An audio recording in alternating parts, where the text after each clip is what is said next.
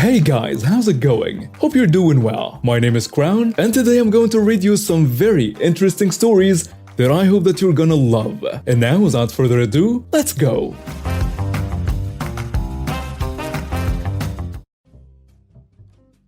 I own a house a couple houses down from a school, so this was bound to happen eventually. When it's time for the kids to go home, my street is lined bumper to bumper with parents to pick up their kids. The sidewalks are full of families who walk all the way to their cars. I often have to pick up balloons, snack packaging, old homework worksheets, and general garbage that the kids drop. If you're trying to get home around the time school lets out, there is no way you're going to be able to get there before the blockade the parents make is gone. This has been a problem the few years we've lived here. There's two places the kids let out: my street, which is a small cul-de-sac with a school at the top, and the main road that's open all the way down to a baseball park with a wider road to allow street parking and two-way driving. Obviously, if you can't find parking, the tiny residential road isn't the way to go. There are 3 cars at my home: my car, my roommate's car, and my husband's utility van, which he parks on a road to avoid blocking our roommate since she's frequently in and out. Fridays today, I work from home. So when I finished work, I poked my head out of the window to look at my fruit tree I have near my driveway. It's spring, I keep excitedly looking for blooms. And I notice a big white Buick SUV in the middle of my driveway blocking both spots for my car, which my husband was using since I was home, and my roommate's spot. Honestly, why would you park in somebody's driveway? So, on top of these entitled parents blocking up our small residential road, this person decides to take up a private resident's driveway. I got on the phone with the non-emergency police line and took pictures of the vehicle and plate. Then I got my husband's keys and backed his vehicle up to plug the SUV into my driveway, and I waited. 15 minutes later, the mom, big guy sunglasses, big old diamonds on her jewelry, and wearing athleisure, and she comes around to hop in a driver's seat and smiles and waves at me sitting on my steps. Honestly, she probably thought I was a homeowner's kid or something, because I'm in my early 20s rather than the homeowner. Hi, hope you don't mind. Well, you're trespassing. Why would you park in a private driveway? Sorry, won't do it again. We were just leaving. She was being really dismissive and avoiding eye contact despite taking the sunglasses off. I don't care. You have no right to park on my property. I'm on the phone with the police now. It was just for a second. I was just picking up my daughter. It doesn't matter. You don't live here. You don't park here. At this point, I realize the non-emergency police aren't going to pick up, so I hang up and decide to mess with her a bit. She got in her SUV and dismissively waves at me. So I got in my vehicle that was blocking her in, and I waited, pretending to be still on the phone. She started trying to back out of my driveway because there was a little bit of a gap between my utility van and my neighbor's car, but it was definitely too small for this Buick. I would like to point out this vehicle has a scuffed front bumper, so I had a feeling she has no special awareness outside of her backup camera. Every time she backed up, I honked, still pretending to be on the phone. She tried again, and I honked again. She looked in my grass, and I was about to start recording her in case she tried to go through my front yard, and I honked again. If she kept trying to back out and hit my big utility van, she would certainly lose. She gets out of her SUV and comes up to my van, recognizing she can't do anything without making it far worse for herself. Her face was visibly patchy from the distress, and she asked again, "Are you really calling the police?" "Yes. You're illegally parked on my private property. That's illegal. I don't care if it's for 5 seconds. Don't do it. You don't live here." Her kid got out of the car and I decided that was enough. So I waited for her to get back in her SUV, and I parked my van back in its rightful spot and let her out. After that, I called the school and gave them the license plate number. Nothing will probably come out of it, but I don't think she'll park in someone's driveway again anytime soon. This may be the most petty thing I have ever done in my life.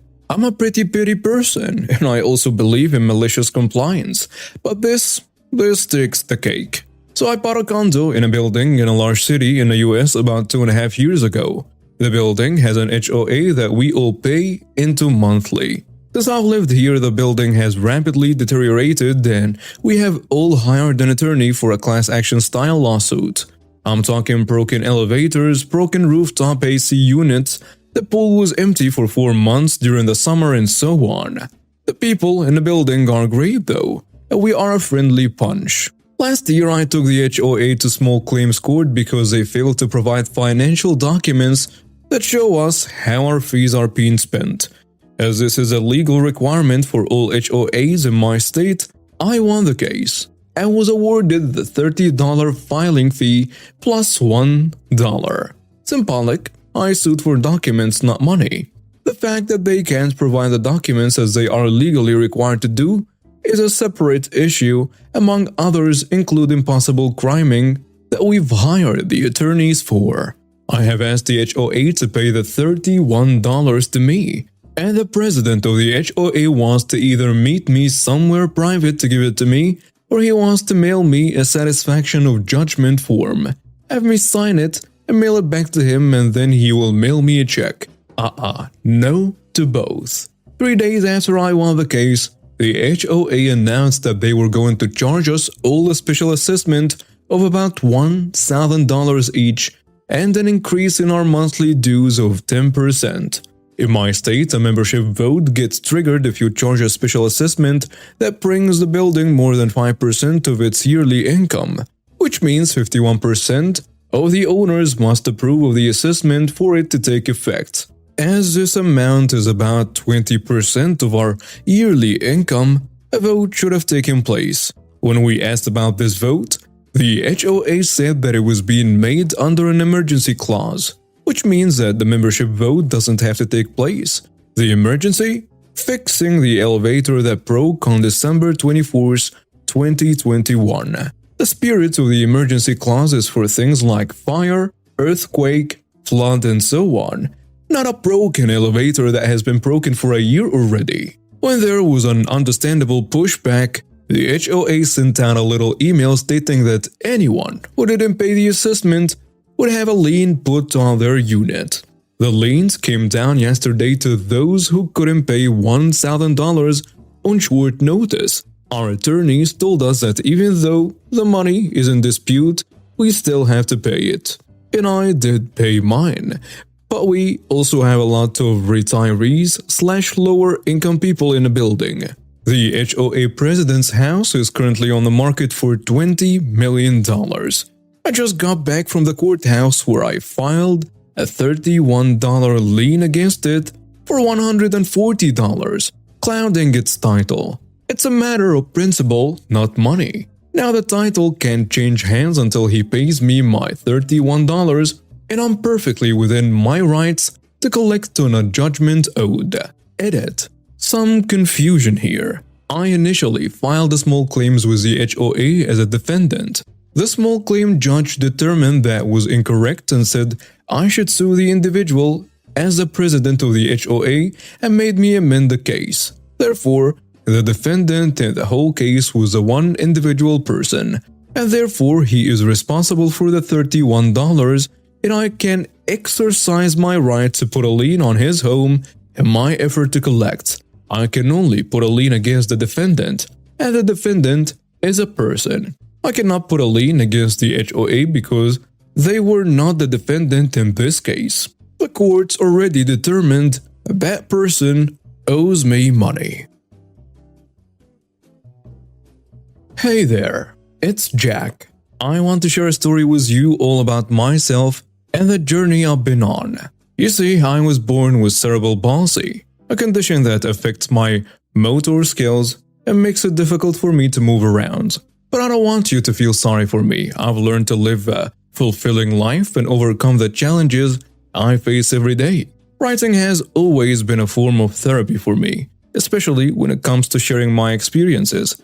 But today I want to do something a little different. I prefer to talk about myself in the third person. It makes me feel more comfortable. I don't know why, but it does. So that's how I'm going to tell you my story today. I hope you'll join me on this journey and learn a little bit about me and the obstacles I've faced. Jack woke up early in the morning, as he did every day. He struggled to get out of bed, but he was determined to start his day just like any other person. He spent some time stretching his limbs, which were often stiff from lack of movement. Jack knew that he had to do his physical therapy exercises every day, no matter how challenging they were. As he went through his routine, Jack thought about his childhood. He had been diagnosed with cerebral palsy when he was only a year old, and his parents had been told that he would never walk or talk. But they refused to give up on him, and they enrolled him in physical therapy at a young age. Thanks to their unwavering support and his own determination, Jack was now able to walk with the aid of a walker and communicate effectively with others. Jack's parents had passed away when he was in his teens, but he had continued to persevere with the help of his friends and a supportive community. He had just graduated from college with a degree in social work, and he was eager to start making a difference in the world. As he got dressed for the day, Jack thought about the challenges he faced on a daily basis. He knew that some people would underestimate him because of his disability, but he was determined to prove them wrong. He grabbed his walker and headed out the door, ready to face the day. As Jack is trying to pick up his groceries from the floor, he hears a loud voice shouting, "Move it, cripple!" He looks up and sees a middle-aged woman standing in front of him, with an angry look on her face. It's Karen, who has just finished shopping and is now in a hurry to leave. Jack is taken aback by her sudden outburst, but he tries to ignore her and continues to collect his items. However, Karen doesn't let up. "I said move it, you useless cripple!" she yells as she tries to push past him. Jack tries to explain that he needs a little more time to gather his things, but Karen isn't interested in hearing what he has to say. She starts to make derogatory comments about his disability, mocking him and belittling him in front of other shoppers. Jack feels embarrassed and humiliated, but he tries to stay calm and composed. Karen's aggression only grows and she shoves Jack with her shopping cart, causing him to lose his balance and fall onto the ground. Several people rush to help Jack and make sure he's okay, while Karen storms out the store, still muttering insults and obscenities. Jack is shaken by the encounter, but he refuses to let Karen's behavior get the best of him. He takes a deep breath, picks up his groceries and heads home. As he walks, he thinks about what happened and how he can prevent it from happening again. He knows he needs to stand up for himself and confront people like Karen who treat him unfairly because of his disability. Jack felt defeated as he left the courthouse that day. The justice system had failed him, and he couldn't help but feel like he was being punished for something that wasn't even his fault. His mind was racing with thoughts of what he could have done differently, how he could have fought harder for his rights. As he made his way home, Jack's frustration turned into anger. He couldn't let Karen get away with what she had done, and he knew he had to find another way to make her pay. He decided to take matters into his own hands and seek revenge. At first, Jack's plan was simple. He would confront Karen and make her apologize for her actions. But as he thought more about it, he realized that wasn't enough. Karen needed to understand the severity of her actions, and he needed to make sure she would never hurt anyone else again. Jack spent weeks researching Karen's background, trying to find any dirt he could find on her. And he discovered that she was a well-known local politician who had a history of mistreating people with disabilities. Armed with this information, Jack came up with a new plan. He decided to start a petition calling for Karen to be removed from the office. He enlisted the help of his friends and family, as well as disability advocacy groups, and soon the petition had thousands of signatures. Jack even went on local news channels to share his story and spread awareness about the mistreatment of disabled individuals. Karen was caught off guard by the sudden backlash. She had never expected her actions to have such severe consequences, and she found herself scrambling to do damage control. But it was too late. The petition gained so much traction that it caught the attention of national news outlets, and Karen's reputation was irreparably damaged. Jack felt a sense of satisfaction as he watched Karen's downfall unfold. It wasn't the revenge he had initially sought, but it was justice nonetheless. He had turned his pain into a powerful movement for change, and he had shown Karen and the world that people with disabilities would no longer be ignored or mistreated. Jack's social media campaign quickly gained traction, with people from all over the world sharing his story and expressing their support for him. Jack is overwhelmed by the outpouring of love and solidarity he receives, and he feels a sense of purpose he has never felt before. As his campaign gains momentum, Jack also begins to educate himself more about disability rights and advocacy. He attends rallies and protests, connects with other activists, and starts to speak out publicly about his experiences. Through his activism, Jack discovers a new passion and a sense of purpose in life, and he realizes that he has the power to effect real change in the world. Meanwhile, Karen's reputation continues to suffer as more and more people learn about her actions. Her social media accounts are flooded with negative comments and messages, and she's even fired from her job after her employer receives complaints about her behavior. Jack continues to fight for justice, but he also realizes that his campaign has had a positive impact on the world. He has inspired others to speak out against ableism and discrimination, and he feels a sense of hope for a more inclusive and a compassionate future. Karen's visit leaves Jack shaken, but he also relieved that he stood up for himself. As he takes a moment to collect himself, he receives a call from a lawyer who has been following his case, and the lawyer offers to take up Jack's case and pursue legal action against Karen once again. With the lawyer's help, Jack feels more confident than ever and continues to spread his message of disability rights and advocacy. He becomes a voice for those who have been silenced and oppressed, and his story inspires others to stand up for themselves and their beliefs. Jack continues to make strides in his non-profit organization, expanding its reach and impact. He becomes a well-known speaker, traveling around the country to share his story and advocate for disability rights. Along the way, he meets other individuals with disabilities who inspire him and become his friends. He also starts dating, something he had been hesitant to do because of his disability. But he realizes that he deserves love and companionship like anyone else. Despite the challenges he still faces, Jack is happy with the life he has built for himself. He has learned that it's not about the hand you are dealt, but how you choose to play it. He's proud of who he is and the impact he's making in the world, and he knows that there is still much more work to be done. With a renewed sense of purpose and determination, Jack looks forward to the next chapter of his life.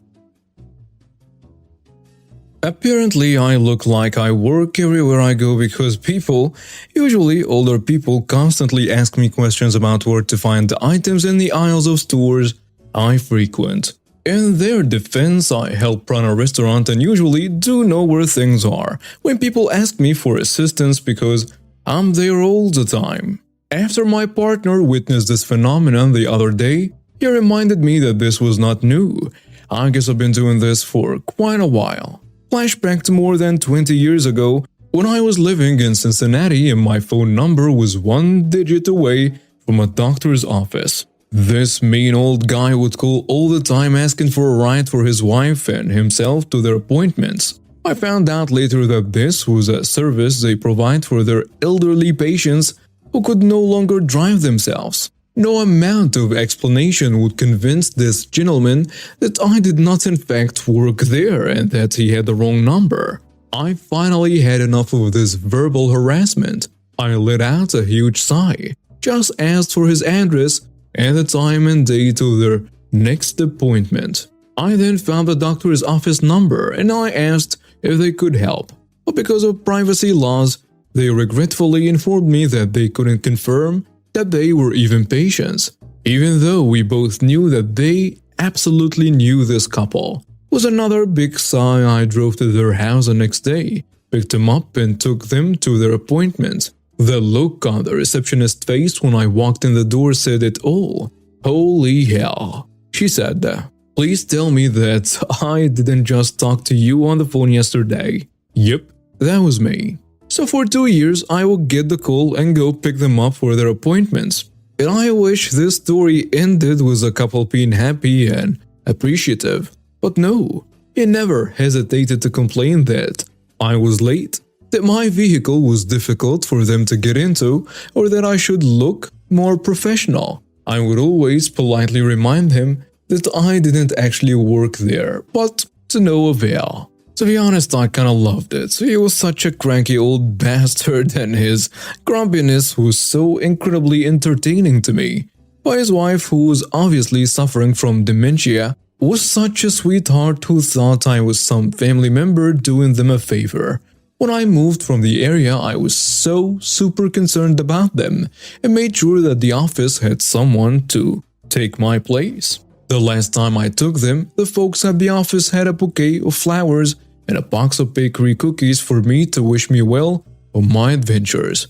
I left them with my new contact information, and about 6 months later, I got an email telling me that Sir Grumbalot had come in for an appointment with a new driver, actually set up by the office this time, and complained because the other girl was so much better. Totally warmed my heart. As a real reason I even started this was because I'd hoped that if either myself or any of my family were suffering from dementia or any other affliction, that someone would look past it and help out. I still don't regret giving that crappy old bastard and his sweet lovely wife a ride.